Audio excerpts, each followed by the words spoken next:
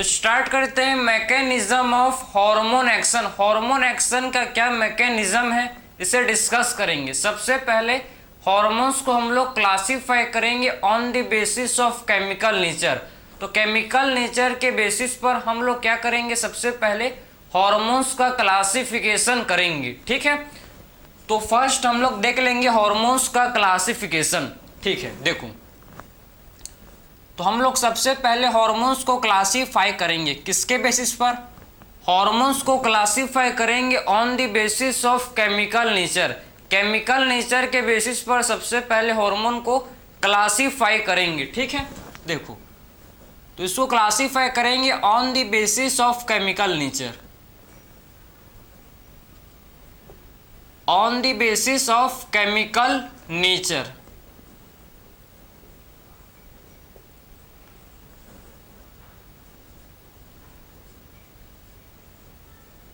ठीक है, तो on the basis of chemical nature क्या कर सकते हैं भाई, हम लोग हार्मोन्स को क्लासीफाई, हार्मोन्स का क्लासिफिकेशन कर सकते हैं। ठीक है, जैसे कि आप देखो इसे, जैसे कि आप देख सकते हो इसको हम लोग क्लासीफाई कर सकते हैं। जैसे कि हार्मोन्स हो सकते हैं पेप्टाइड, पॉलीपेप्टाइड या फिर प्रोटीन नेचर के हार्मोन हो सकते हैं। समझे, हार्मोन्स हो सकते हैं। देखो हम लोग के हार्मोन्स हो सकते हैं, कैसे हो सकते हैं, हार्मोन्स हो सकते हैं पेप्टाइड नेचर के हो सकते हैं, हार्मोन्स पॉलीपेप्टाइड हो सकते हैं।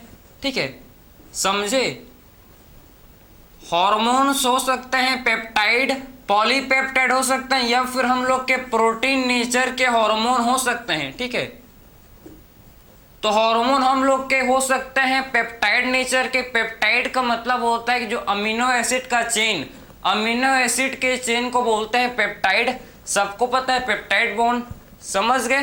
पॉलीपेप्टाइड मतलब मोर देन वन चेन। ठीक, एंड प्रोटीन जब अमीनो एसिड का चेन प्रॉपर एक स्ट्रक्चर फॉर्म करता है। ठीक है, तो इससे हम लोग क्या बोलते हैं, प्रोटीन। तो हार्मोन्स हम लोग के पेप्टाइड, पॉलीपेप्टाइड या फिर प्रोटीन नेचर के हो सकता है। ठीक है, हार्मोन्स हम लोग के क्या हो सकते हैं भाई, पेप्टाइड, पॉलीपेप्टाइड या फिर प्रोटीन नेचर के हार्मोन्स हो सकते हैं। या फिर ये क्या हो सकते हैं, देखो, या फिर हार्मोन्स हो सकते हैं हम लोग के क्या हो सकते हैं, अमीनो एसिड डेरिवेटिव्स हम लोग के हार्मोन्स हो सकते हैं। या फिर हम लोग के हार्मोन्स अमीनो एसिड डेरिवेटिव्स हो सकते हैं, अमीनो एसिड डेरिवेटिव्स हार्मोन हो सकते हैं। ठीक है, डेरिवेटिव्स हार्मोन हो सकते हैं। ठीक है, समझ गए। तो एक हम लोग का हो सकता है पेप्टाइड, पॉलीपेप्टाइड, प्रोटीन नेचर के हार्मोन। सेकंड हम लोग क्या हो सकते हैं, अमीनो एसिड डेरिवेटिव्स हार्मोन्स। या फिर हम लोग के ये हो सकते हैं, देखो, या फिर हम लोग के ये हो सकते हैं स्टेरॉयड हार्मोन्स। ठीक है, या फिर हो सकते हैं जिसे बोलते हैं स्टेरॉयड हार्मोन्स,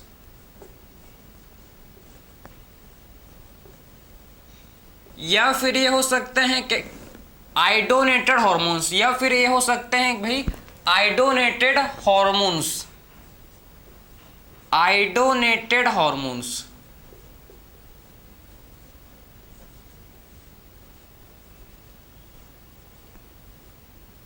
तो हार्मोन्स को क्लासीफाई कर सकते हैं किसके बेसिस पे, हम लोग हार्मोन्स को क्लासिफिकेशन कर सकते हैं on the basis of chemical nature. ठीक है, हार्मोन्स हमको पता है, hormones are non nutrient chemical.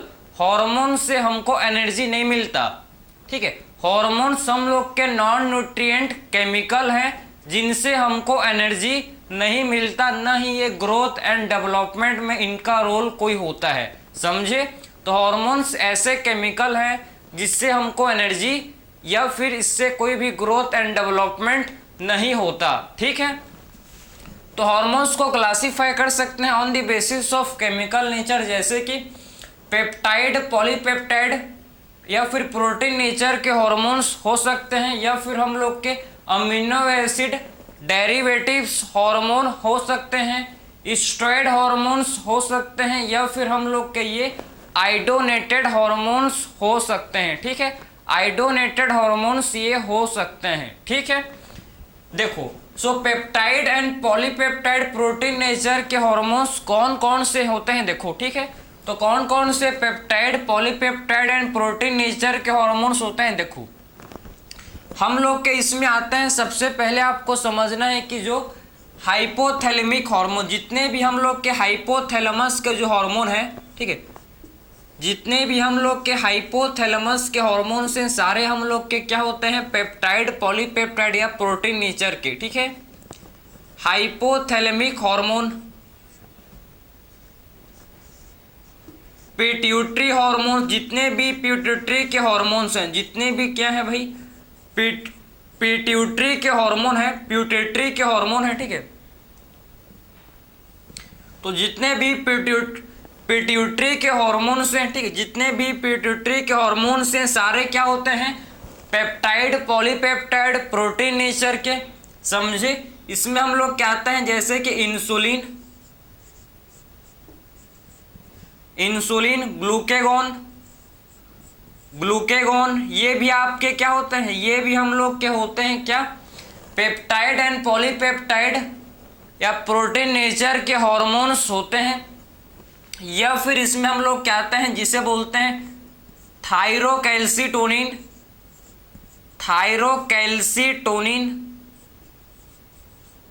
या हम लोग किस और इसमें आता है melatonin, sorry, thyrocalcitonin and parathyroid hormone, जिसे पैराथ हार्मोन बोलते हैं, ठीक है। तो ये सारे हार्मोन हम लोग के कैसे हैं, ये सारे हार्मोन्स हम लोग के प्रोटीन, पॉलीपेप्टाइड या, ठीक है, प्रोटीन, पॉलीपेप्टाइड, पेप्टाइड नेचर के हार्मोन्स होते हैं। जितने भी जो भी हाइपोथैलेमिक, जो भी हाइपोथैलेमस के जितने भी हार्मोन्स हैं, ठीक है, हाइपोथैलेमस के जितने हार्मोन्स, पिट्यूटरी के जितने hormones, insulin, glucagon, thyrocalcitonin, parathyroid hormones, ये सारे हार्मोन्स हम लोग के protein, polypeptide and peptide nature के हार्मोन्स होते हैं, ठीक है। तो ये आपने समझ लिया कि कौन कौन से हार्मोन्स हम लोग के हैं प्रोटीन नेचर के। अब बात करेंगे अमीनो एसिड डेरिवेटिव्स हार्मोन। तो अमीनो एसिड डेरिवेटिव्स हार्मोन में हम लोग कहते हैं एपिनेफ्रिन, नॉन एपिनेफ्रिन, ठीक है। इसमें हम लोग कहता है एपिनेफ्रिन,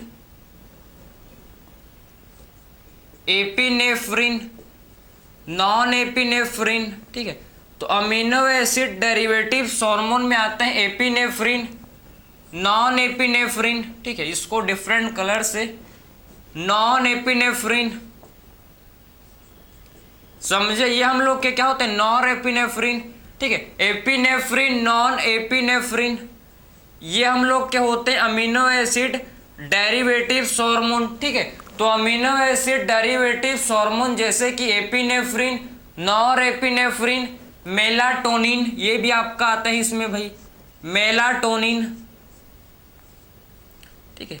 मेलाटोनिन भी हम लोग का क्या होता है, अमीनो एसिड डेरिवेटिव्स हार्मोन, ठीक है। सो मेलाटोनिन भी हम लोग का अमीनो एसिड डेरिवेटिव्स हार्मोन होता है, ठीक है। तो मेलाटोनिन भी अमीनो एसिड डेरिवेटिव्स हार्मोन होता है, ठीक है। फिर बात करेंगे स्टेरॉयड हार्मोन्स। तो स्टेरॉयड हार्मोन्स में हम लोग के क्या आते हैं, देखो स्टेरॉयड हार्मोन्स जैसे कि हम लोग का प्रोजेस्टेरॉन, ठीक है, इसमें हम लोग का आता है, जैसे कि आप देखो एग्जांपल इसका है प्रोजेस्टेरॉन, एस्ट्रोजन, ठीक है, प्रोजेस्टेरॉन, एस्ट्रोजन, हम लोग के इसमें आते हैं कॉर्टिसोल, एस्ट्राडायोल, आपके एनसीईआरटी में एस्ट्रोजन को एस्ट्राडायोल, तुम्हें भी यार एनसीईआरटी फ्लो करूंगा यार, ठीक है। तो एस्ट्राडायोल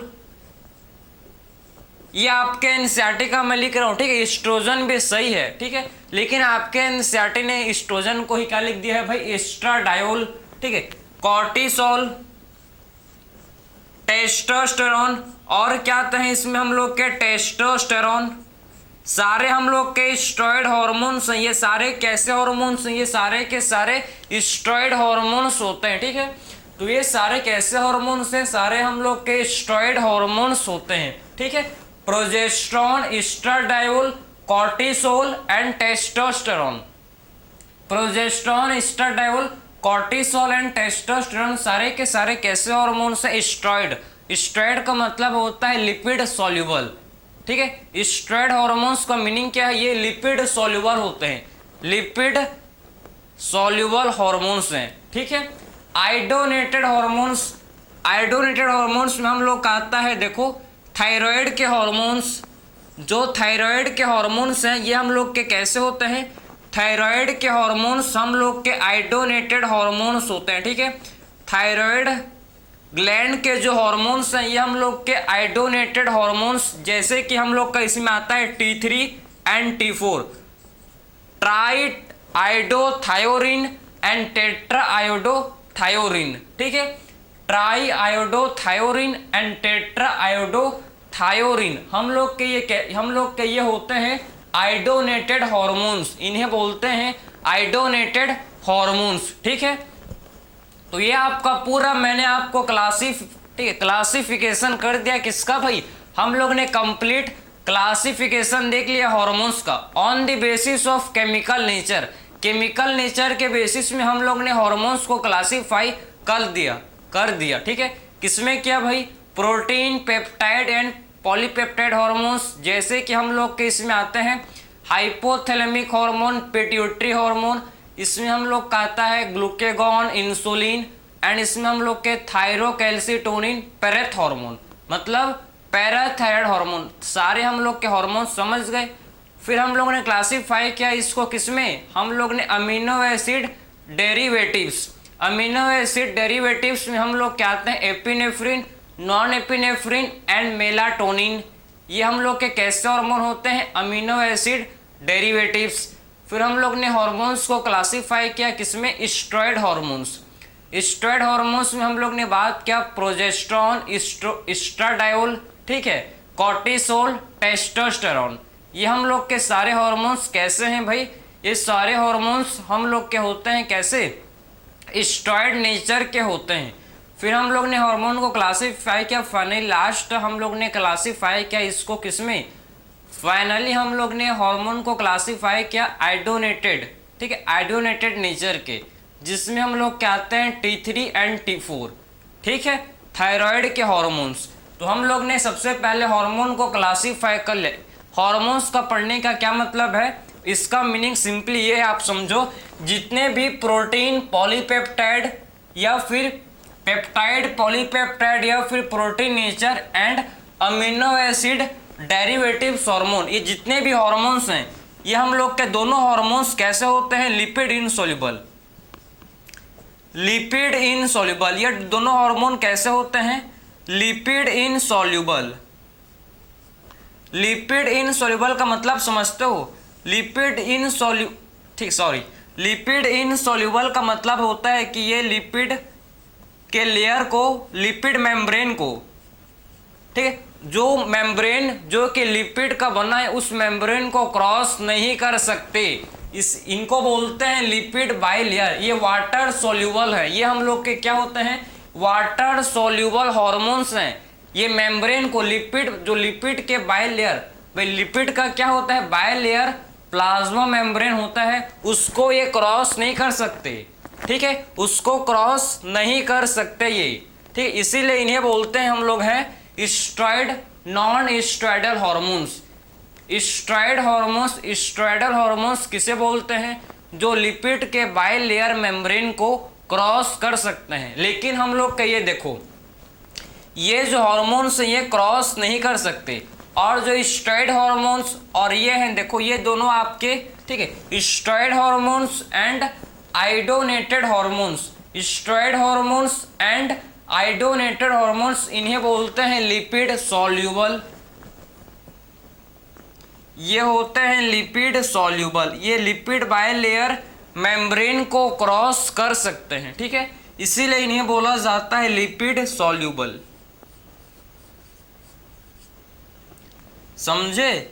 तो ये हम लोग के लिपिड बाइलेयर मेम्ब्रेन को क्रॉस कर सकते हैं, लिपिड बाइलेयर मेम्ब्रेन को क्रॉस कर सकते हैं, इसीलिए इन्हें हम लोग क्या बोलते हैं? लिपिड सॉल्यूबल, ठीक है। तो क्लियर समझ है आपको कि lipid insoluble and lipid soluble में क्या अंतर है, क्या डिफरेंस है। लिपिड इनसॉल्युबल का मतलब है कि लिपिड के मेम्ब्रेन को क्रॉस नहीं कर सकते, सिंपल समझो। लिपिड सॉल्युबल का मतलब है कि लिपिड के मेम्ब्रेन को ये क्रॉस कर सकते हैं, ठीक है। अब स्टार्ट करेंगे एक्चुअल में मैकेनिज्म, कि एक्चुअल में इस मैकेनिज्म को स्टार्ट करेंगे हम लोग हार्मोन एक्शन का, ठीक है। तो क्या मैकेनिज्म होता है हार्मोन एक्शन का, इसे हम लोग अब डिस्कस करेंगे। देखो इसे आप नोट कर सकते हो, फिर हम लोग हार्मोन एक्शन के मैकेनिज्म को डिस्कस करेंगे, ठीक है। चलो सबसे पहले आपको क्या समझना होगा, कुछ बेसिक बात, ठीक है। कुछ बेसिक चीज आपको समझना है कि हार्मोन रिसेप्टर, ठीक है, हार्मोन रिसेप्टर किसे बोलते हैं, हार्मोन रिसेप्टर क्या होता है, इसको सबसे पहले बेसिक, ठीक है, फीचर को आप समझो कि एक्चुअल में हार्मोन रिसेप्टर हम लोग किसे बोलते हैं, क्या होता है, इसे आप देख लो, ठीक है। फिर फर्दर हम लोग आगे मूव करेंगे, ठीक है। सबसे पहले क्या डिस्कस करेंगे हम लोग, सबसे पहले डिस्कस करेंगे हम लोग कि देखो हार्मोन रिसेप्टर,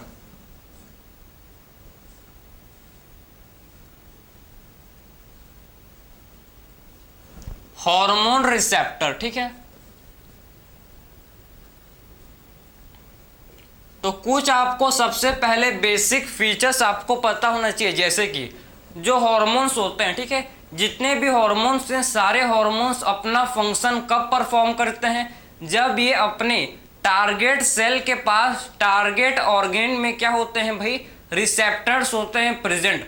कोई भी सेल है जो, ठीक है, टारगेट सेल के पास क्या होता है, प्रॉपर रिसेप्टर होता है, ठीक है। तो टारगेट सेल के पास रिसेप्टर होता है, और जब ये हार्मोन, जब हार्मोन अपने रिसेप्टर के साथ बाइंड करते हैं, जब हार्मोन अपने रिसेप्टर के साथ, स्पेसिफिक रिसेप्टर के साथ बाइंड करेंगे, तभी ये अपना जो फंक्शनिंग है, इनका जो फंक्शन ये परफॉर्म कर पाएंगे। तो हर हार्मोन का क्या होता है, प्रॉपर स्पेसिफिक रिसेप्टर्स होता है, समझे ना। तो हर हार्मोन का क्या होता है, प्रॉपर स्पेसिफिक रिसेप्टर्स होता है। ऐसा नहीं कि कोई भी हार्मोन कहीं भी काम करेगा, नहीं, ऐसा नहीं।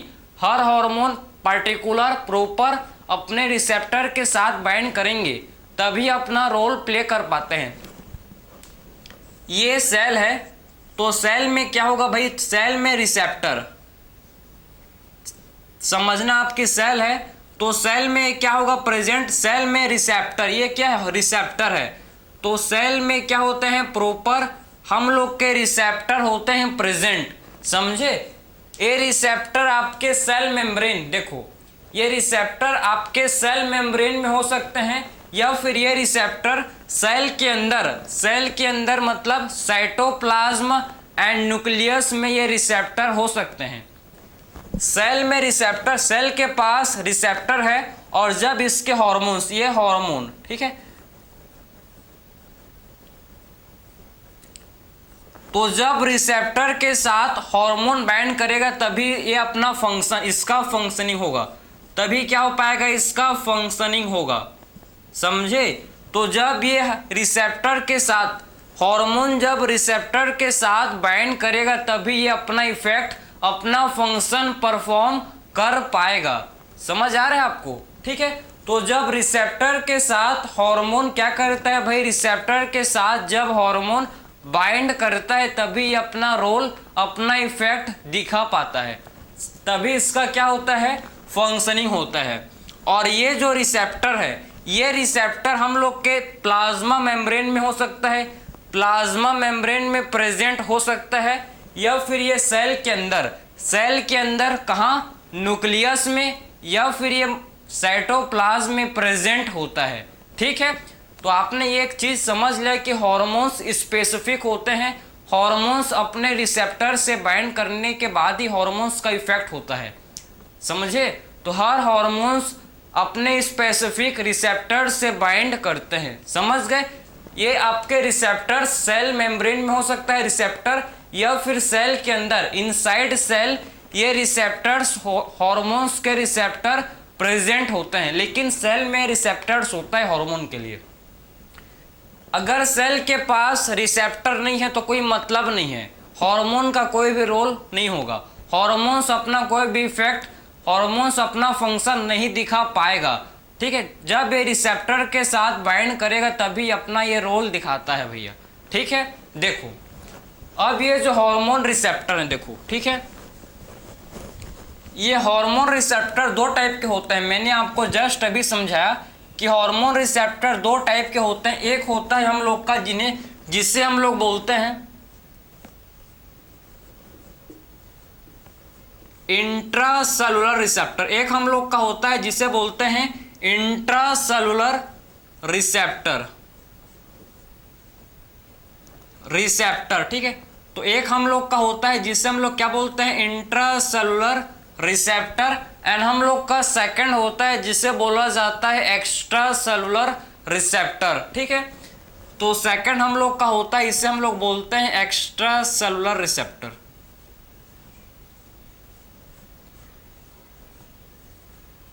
Extra cellular receptor,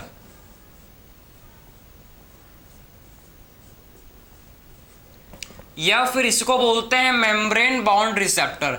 extra cellular receptor को ही क्या बोला जाता है, मेम्ब्रेन बाउंड रिसेप्टर। ठीक है, इससे ही हम लोग बोलते हैं membrane bound receptor.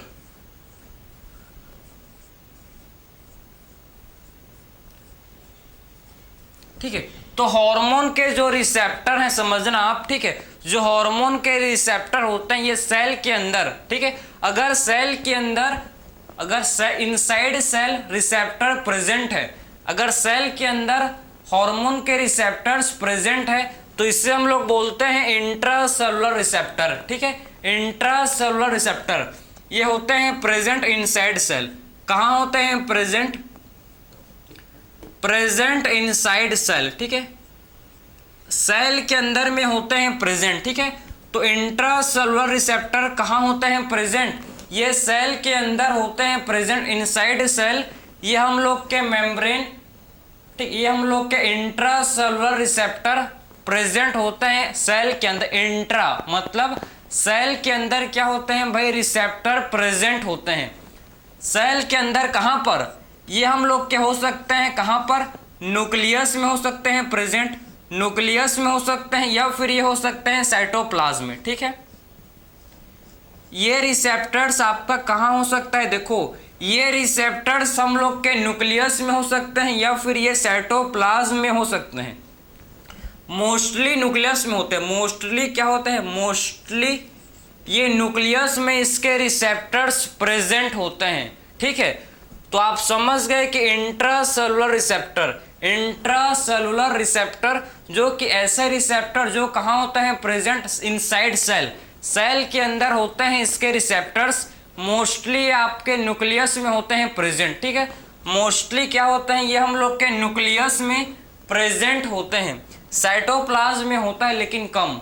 Maximum mostly हम लोग के रिसेप्टर्स कहाँ होते हैं, प्रेजेंट, न्यूक्लियस में प्रेजेंट होते हैं। ठीक है, तो इसके रिसेप्टर्स मोस्टली कहाँ होते हैं, न्यूक्लियस में प्रेजेंट होते हैं।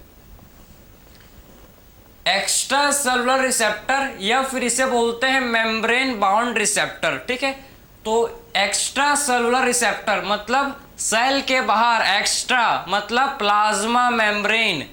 ठीक है, सेल के बाहर रिसेप्टर होते हैं प्रेजेंट। ठीक है, तो receptor present in plasma membrane. ठीक है, सो इनके जो रिसेप्टर हैं, रिसेप्टर प्रेजेंट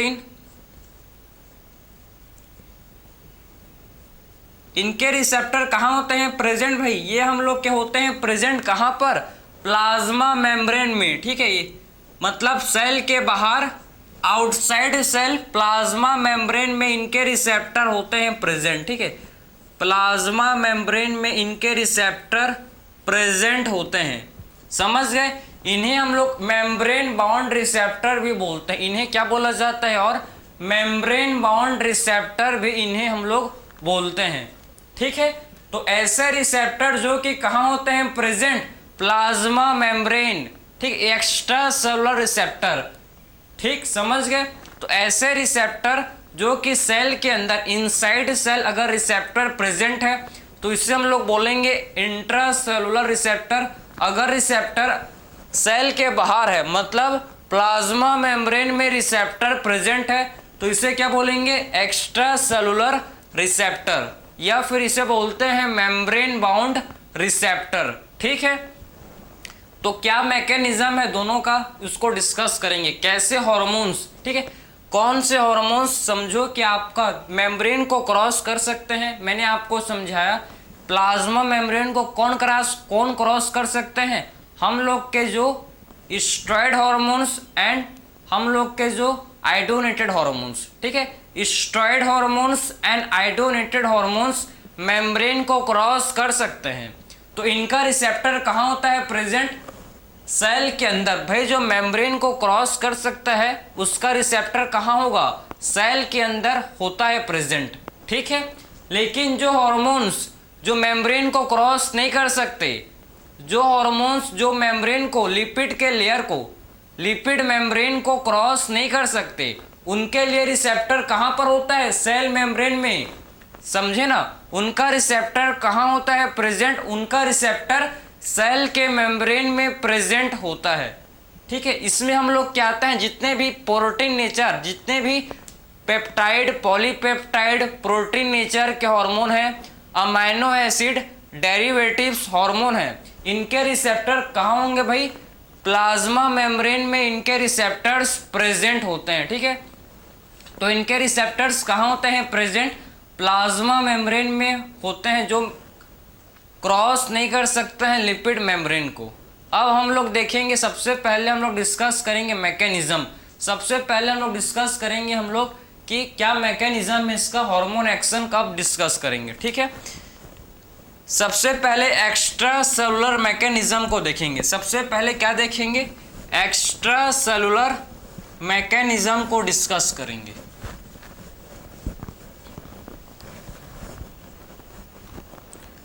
तो अब डिस्कस करेंगे सबसे पहले एक्स्ट्रा सेलुलर मैकेनिज्म।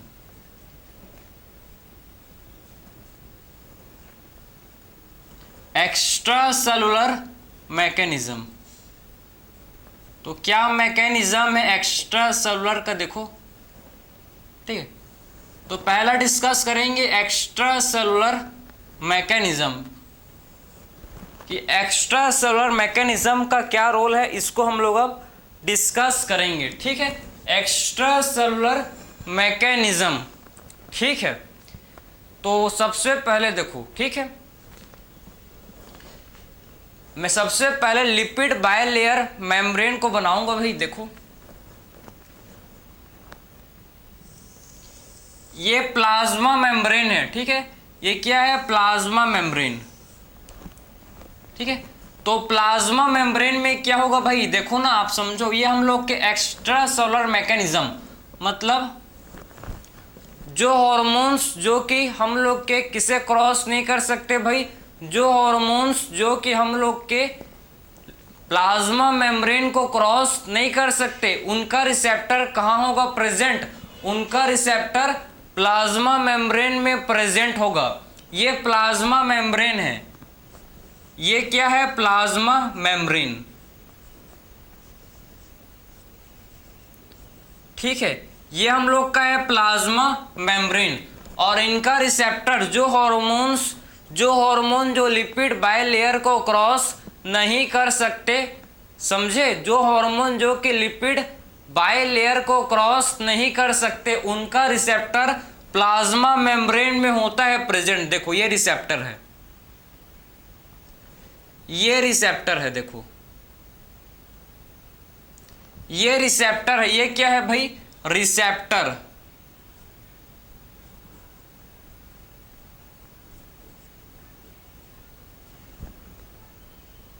रिसेप्टर, ठीक है, तो ऐसे आप समझना, ऐसे मतलब हार्मोन्स जो कि प्लाज्मा मेम्ब्रेन को क्रॉस नहीं कर सकते, इनका रिसेप्टर कहाँ होता है भाई, प्लाज्मा मेम्ब्रेन में इनका रिसेप्टर प्रेजेंट होता है। तो हार्मोन, देखो ये हार्मोन है, हार्मोन है, जैसे कि आपका ये हार्मोन है भाई, हम लोग का हार्मोन है, जैसे कि आपके एनसीईआरटी में लिखा है कि FSH, ठीक है, ये हार्मोन है किसका, FSH है, ठीक है। FSH फॉलिकुलर स्टिमुलेटिंग हार्मोन है, जो कि हम लोग का हाइपोथैलेमिक हार्मोन है। हाइपोथैलेमिक हार्मोन ये हम लोग का इनसोल्यूबल, लिपिड इनसोल्यूबल हार्मोन है। मतलब ये लिपिड के मेम्ब्रेन, भाई प्लाज्मा मेम्ब्रेन किसका होता है, लिपिड बायलेयर का मेम्ब्रेन होता है ना। प्लाज्मा मेम्ब्रेन किसका होता है, लिपिड बायलेयर का मेम्ब्रेन ये होता है, ठीक, इतना तो पता है, ठीक है। तो सबसे पहले देखो, ये हम लोग का प्राइमरी मैसेंजर है। पूरे कहानी को समझना बहुत सिंपल है, ठीक है। अच्छा, बहुत ही सिंपल है, कहानी के साथ सुनो इसको, 100% आपको समझ जाएगा। ये प्राइमरी मैसेंजर है।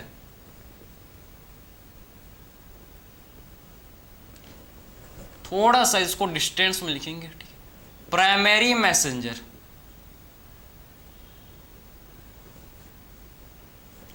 Primary messenger. तो सबसे पहले हार्मोन क्या करेगा भाई, सबसे पहले हार्मोन अपने रिसेप्टर के साथ बाइंड करेगा।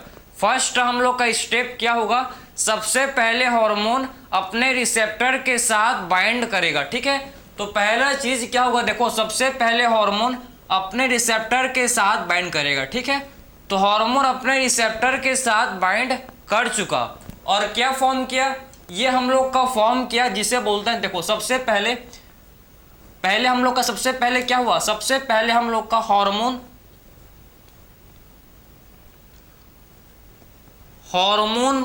Hormone binds to receptor, binds to its receptor, ठीक है। सबसे पहले हार्मोन अपने रिसेप्टर के साथ क्या करता है भाई, सबसे पहले अपने रिसेप्टर्स के साथ हार्मोन बाइंड करेगा, ठीक है। तो सबसे पहले क्या करेगा हार्मोन, सबसे पहला स्टेप है कि हार्मोन अपने रिसेप्टर के साथ बाइंड करेगा, और क्या फॉर्म करेगा, एंड फॉर्म। एंड फॉर्म क्या फॉर्म करता है, ये हम लोग का फॉर्म करता है, इसे बोलते हैं हम लोग, इसे क्या बोलते हैं भाई, हार्मोन रिसेप्टर कॉम्प्लेक्स। इसे बोला जाता है हार्मोन रिसेप्टर कॉम्प्लेक्स, इसे बोलते हैं हार्मोन रिसेप्टर कॉम्प्लेक्स।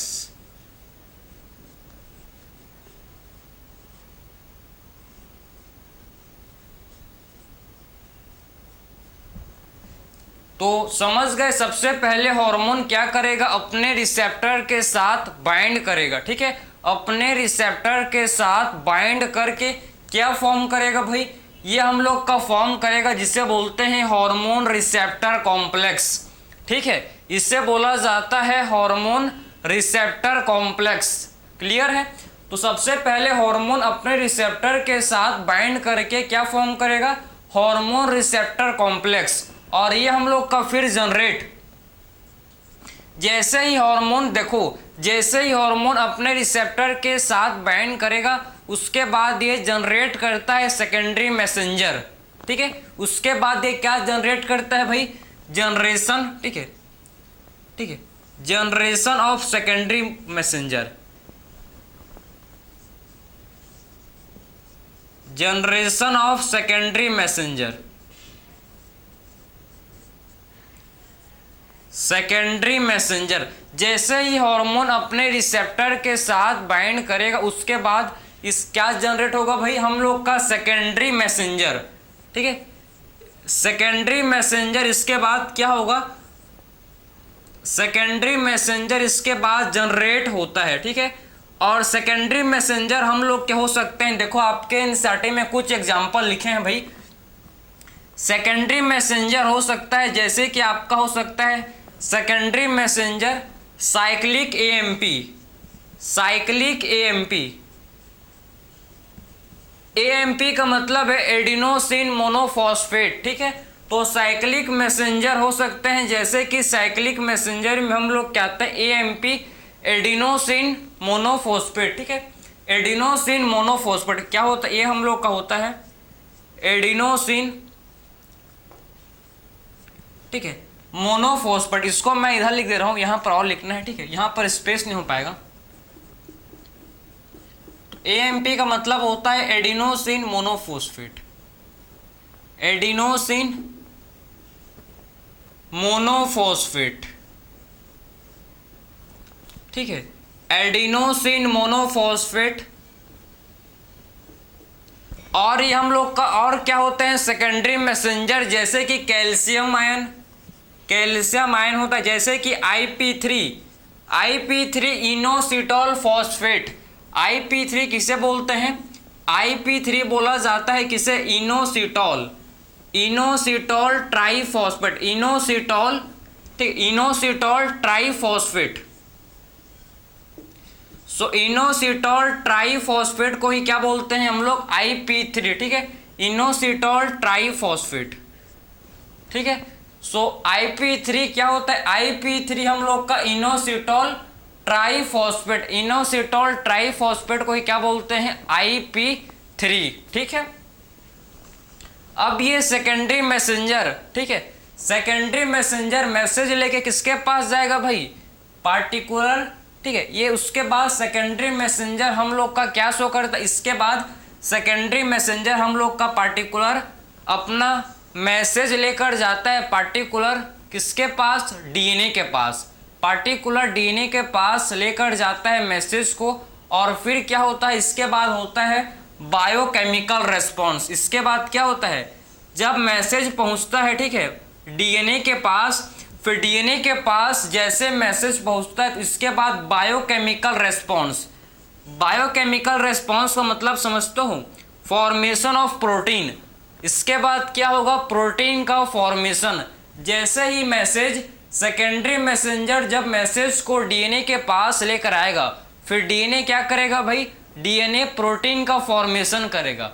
डीएनए किसका फॉर्मेशन करता है? डीएनए हम लोग के प्रोटीन का फॉर्मेशन करेगा। इसी को बोलते हैं बायोकेमिकल रेस्पॉन्स। प्रोटीन के फॉर्मेशन को क्या बोला जाता है? बायोकेमिकल रेस्पॉन्स, ठीक है। तो सेकेंडरी मैसेंजर जब मैसेज लेकर किसके पास आया भाई? डीएनए के पास। फिर उसके बाद डीएनए ने क्या बनाया? डीएनए से बन गया एमआरएनए, और एमआरएनए से फाइनली प्रोटीन बन गया।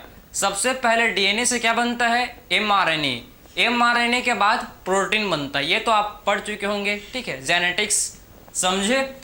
तो बायोकेमिकल रेस्पॉन्स का मतलब होता है फॉर्मेशन ऑफ प्रोटीन। प्रोटीन के फॉर्मेशन को ही क्या बोलते हैं? बायोकेमिकल रेस्पॉन्स, ठीक है। सो प्रोटीन के फॉर्मेशन को बोला जाता है बायोकेमिकल रेस्पॉन्स। बायोकेमिकल रेस्पॉन्स के बाद क्या होगा? फिजियोलॉजिकल रेस्पॉन्स, फिजियोकेमिकल रेस्पॉन्स,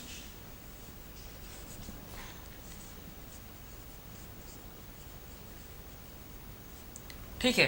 तो बायोकेमिकल रेस्पॉन्स के बाद क्या होगा? फिजियोकेमिकल रेस्पॉन्स होगा, ठीक है। बायोकेमिकल रेस्पॉन्स का मतलब है, इसे हम लोग क्या बोलते हैं? बायोकेमिकल रेस्पॉन्स को बोला जाता है भाई फॉर्मेशन ऑफ प्रोटीन,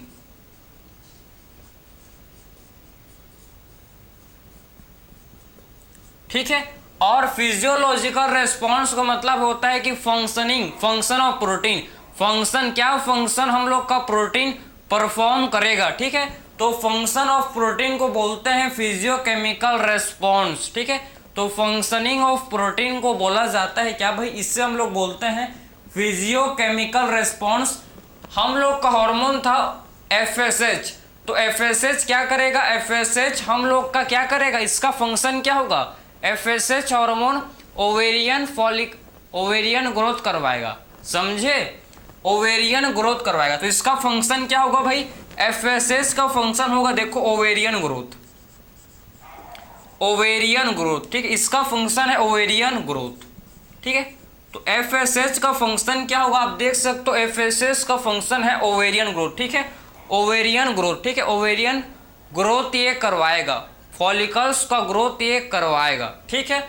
तो ये हम लोग ने देख लिया, एक्स्ट्रा सेलुलर मैकेनिज्म को हम लोग ने डिस्कस कर लिया कि एक्चुअल में एक्स्ट्रा सेलुलर मैकेनिज्म क्या होता है, ठीक। आई होप आपको समझ आया होगा भाई। देखो, ऐसे हार्मोन, मैं फिर से आपको रिपीट कर रहा हूं, ऐसे हार्मोन जो कि मेम्ब्रेन को क्रॉस नहीं कर सकते भाई, ऐसे हार्मोन जो कि लिपिड इनसॉल्युबल हैं, जो मेम्ब्रेन को क्रॉस नहीं कर सकते, जैसे कि हम लोग के protein, peptide, polypeptide, amino acid, derivatives hormone, ये सारे हार्मोन जो हैं ये मेम्ब्रेन को लिपिड के मेम्ब्रेन को क्रॉस नहीं कर सकते। तो इनका रिसेप्टर कहाँ होता है प्रेजेंट? इनका रिसेप्टर प्लाज्मा मेम्ब्रेन। ये क्या है भाई? ओवेरियन का प्लाज्मा मेम्ब्रेन है। तो प्लाज्मा मेम्ब्रेन में रिसेप्टर होते हैं प्रेजेंट, ठीक है। प्लाज्मा मेम्ब्रेन में रिसेप्टर होता है और जब ये हार्मोन सबसे पहले क्या होगा? सबसे पहले हार्मोन अपने रिसेप्टर के साथ बाइंड करेगा और जब ये अपने रिसेप्टर के साथ बाइंड करेगा तो क्या फॉर्म करेगा भाई? हार्मोन रिसेप्टर कॉम्प्लेक्स, ठीक है। उसके बाद ये जनरेशन, इसके बाद क्या होगा? जब ये हार्मोन रिसेप्टर कॉम्प्लेक्स फॉर्म कर लिया उसके बाद जनरेशन किसका होगा भाई? सेकेंडरी मैसेंजर का। इसके बाद जनरेशन होगा सेकेंडरी मैसेंजर का cyclic AMP, calcium inositol triphosphate, ये हम लोग के सेकेंडरी मैसेंजर हैं। इसके बाद हम लोग का बायोकेमिकल रेस्पॉन्स, उसके बाद फिजियोलॉजिकल रेस्पॉन्स। बायोकेमिकल रेस्पॉन्स का मतलब है formation of protein and physiological response का मतलब होता है फंक्शन ऑफ प्रोटीन, कि एक्चुअल में प्रोटीन कौन सा फंक्शन परफॉर्म करेगा। क्लियर है? तो ये हम लोग का extra cellular mechanism, I hope आपको समझ आया होगा। अब इसके बाद नेक्स्ट हम लोग डिस्कस करेंगे इंट्रा सेलुलर मैकेनिज्म, ठीक है। चलो, इंट्रा सेलुलर मैकेनिज्म, ठीक है। देखो,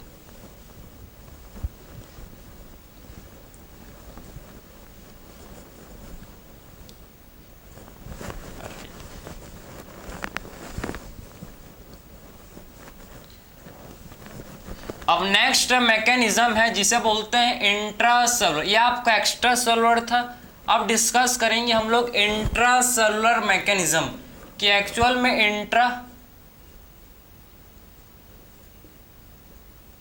इंट्रासेलुलर मैकेनिज्म क्या होता है, इसे हम लोग अब डिस्कस करेंगे। देखो, सबसे पहले हमको समझना है कि आपको समझना है कि मेम्ब्रेन वही आपका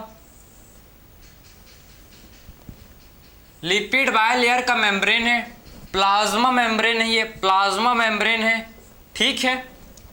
और अब समझो आप, ठीक है, ये न्यूक्लियस है और ये क्या है? न्यूक्लियस। ये क्या है? न्यूक्लियस, ठीक है। ये हम लोग का है न्यूक्लियस। अब देखो, अब आपको समझना है कि न्यूक्लियस में क्या होते हैं भाई? ऐसे हार्मोन, ठीक है, जो प्लाज्मा मेम्ब्रेन को क्रॉस कर सकते, ऐसे हार्मोन आप समझो। ये हार्मोन है, ये हार्मोन है। कौन सा हार्मोन है भाई? जो आपके इंसेटिव है एस्ट्रोजन, ठीक है। ये हार्मोन है, कौन सा हार्मोन है? एस्ट्रोजन। ये हम लोग का हार्मोन है जिसे हम लोग बोलते हैं एस्ट्रोजन, ठीक है। तो आपको समझना है कि एस्ट्रोजन जो है ये हम लोग का स्टेरॉयड हार्मोन है, मतलब ये लिपिड सोल्यूबल हार्मोन है, मतलब ये मेम्ब्रेन को क्रॉस कर सकता है, ठीक है। ये हार्मोन हम लोग के मेम्ब्रेन को क्रॉस बिल्कुल कर सकता है, ठीक है, क्योंकि ये लिपिड सोल्यूबल है। तो मेम्ब्रेन को क्रॉस करके कहाँ जाएगा? ये आपके न्यूक्लियस में पहुंच जाएगा। न्यूक्लियस में इसके रिसेप्टर होते हैं। एस्ट्रोजन के रिसेप्टर कहाँ होते हैं? प्रेजेंट न्यूक्लियस में। देखो, ये रिसेप्टर हैं, ठीक है, ये रिसेप्टर है, देखो, ठीक है। तो सबसे पहले ये हार्मोन आपका क्या करेगा भाई? सबसे पहले ये हार्मोन इस बायलेयर, जो आपका लिपिड बायलेयर प्लाज्मा मेम्ब्रेन को क्रॉस करके ये कहाँ पहुंच जाएगा? ये हम लोग का पहुंच जाएगा, देखो, न्यूक्लियस के अंदर, ठीक है। ये न्यूक्लियर मेम्ब्रेन को भी ये क्रॉस कर सकता है, ठीक है। ये न्यूक्लियर मेम्ब्रेन को भी ये क्या कर सकता है? क्रॉस कर सकता है। तो ये हार्मोन हम लोग का देखो, प्लाज्मा मेम्ब्रेन, न्यूक्लियर मेम्ब्रेन को क्रॉस करके फाइनली कहाँ पहुंच जाएगा? अपने रिसेप्टर के पास पहुंच जाएगा और ये अपने रिसेप्टर के साथ बाइंड करेगा, ठीक है। ये रिसेप्टर के साथ अपने, सबसे पहले ये अपने रिसेप्टर के पास पहुंच गया, उसके बाद ये रिसेप्टर से अपने बाइंड किया, ठीक है। ये हार्मोन अपने रिसेप्टर से बाइंड किया और क्या फॉर्म किया भाई? ये हम लोग का फॉर्म किया क्या? ये हम लोग का फॉर्म किया हार्मोन रिसेप्टर कॉम्प्लेक्स। ये हम लोग का फॉर्म किया जिसे बोलते हैं हार्मोन रिसेप्टर कॉम्प्लेक्स, ठीक है। तो हम लोग का ये क्या फॉर्म किया, देखो आप, ये हम लोग का फॉर्म किया जिसे बोला जाता है हार्मोन रिसेप्टर कॉम्प्लेक्स। और जब ये हार्मोन रिसेप्टर कॉम्प्लेक्स फॉर्म किया, अब ये हार्मोन रिसेप्टर कॉम्प्लेक्स क्या करेगा भाई, ये डीएनए से बाइंड करेगा। हार्मोन रिसेप्टर कॉम्प्लेक्स ये डीएनए के साथ जो है, ये देखो, ये हार्मोन रिसेप्टर कॉम्प्लेक्स बाइंड करेगा, ठीक है। ये डीएनए के साथ हार्मोन रिसेप्टर कॉम्प्लेक्स बाइंड करेगा। और जब ये डीएनए के साथ हार्मोन रिसेप्टर कॉम्प्लेक्स बाइंड हो जाएगा, ठीक है।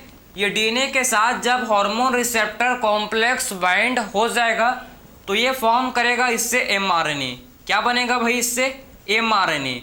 और एमआरएनए से फाइनली क्या बन जाएगा, देखो, एमआरएनए से फाइनली बन जाएगा प्रोटीन। उसके बाद एमआरएनए से क्या बनेगा, उसके बाद एमआरएनए से हम लोग का बनेगा जिसे बोलते हैं प्रोटीन, समझे। तो सबसे पहले हार्मोन ने प्लाज्मा मेम्ब्रेन को क्रॉस किया, उसके बाद न्यूक्लियर मेम्ब्रेन को क्रॉस किया, ठीक है।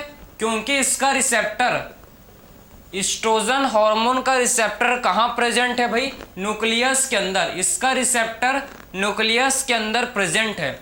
जब हार्मोन अपने रिसेप्टर के साथ बाइंड कर लिया, बाइंड करके क्या फॉर्म किया भाई, ये हम लोग का फॉर्म किया जिसे बोलते हैं हार्मोन रिसेप्टर कॉम्प्लेक्स, ठीक है। तो ये हम लोग का फॉर्म किया जिसे बोला जाता है हार्मोन रिसेप्टर कॉम्प्लेक्स। और फिर ये हार्मोन रिसेप्टर कॉम्प्लेक्स डीएनए के साथ बाइंड किया। हार्मोन रिसेप्टर कॉम्प्लेक्स फर्दर हम लोग का फिर डीएनए के साथ बाइंड हुआ, और डीएनए के साथ बाइंड करके इससे क्या बना, फिर इससे एमआरएनए। जब डीएनए से एमआरएनए बनता है तो इसे क्या बोलते हैं, ट्रांसक्रिप्शन, ठीक है। सो जब डीएनए से एमआरएनए बनता है तो इसे बोला जाता है ट्रांसक्रिप्शन।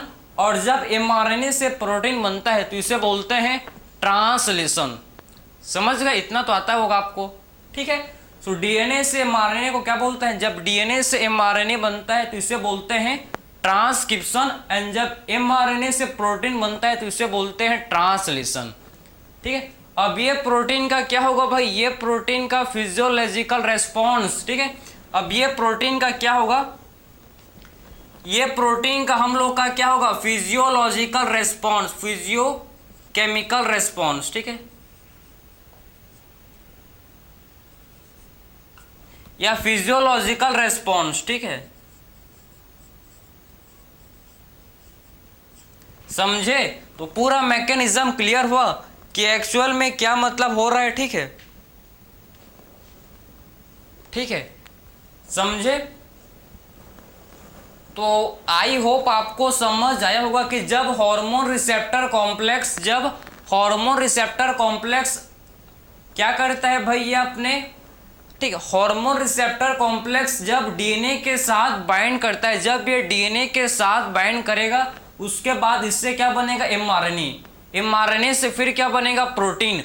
और फॉर्मेशन ऑफ प्रोटीन को क्या बोलते हैं, ये हम लोग का है बायोकेमिकल रेस्पॉन्स। ये हम लोग का क्या है फिर, बायोकेमिकल रेस्पॉन्स। ये हम लोग का है बायोकेमिकल रेस्पॉन्स,